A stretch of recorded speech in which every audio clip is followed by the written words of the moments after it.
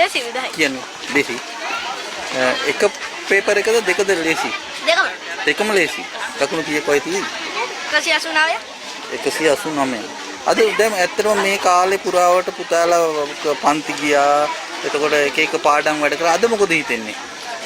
අද ඉතින් ගෙදර ගිහිල්ලා O level වලට පාඩම් කරනවා. ඉස්සට යන්නේ ACBC. වඩාලා සිප්පි කෑලි. මේ පේපර් හොඳ එක්කවසේ ළමයි. පේපරේ ගණන් ප්‍රශ්නට උත්තරේ ඈ. බලමු මොකද ලියලා තියෙන්නේ කියලා. සඳුන් ළඟ සඳුදා රුපියල් 50ක් තිබුණි. අඟහරුවාදා ඌට තවත් රුපියල් 25ක් ලැබුණි. දැන් සඳුන් ළඟ ඇති මුළු මුදල කීයද? මතක නැහැ. මේක එකතු කිරීමේ ගාණක් කීයද දැන් මේ? කිරීම ගානක් තිබ්බද?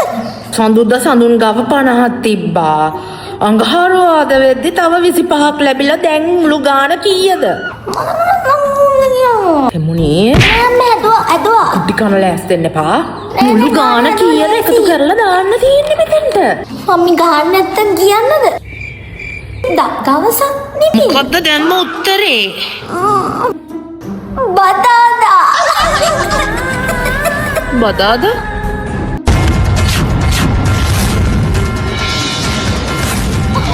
අවුරුදු ගානක් වියදම් කළා ගණන් පන්තියේ විතර බදාද කියලා.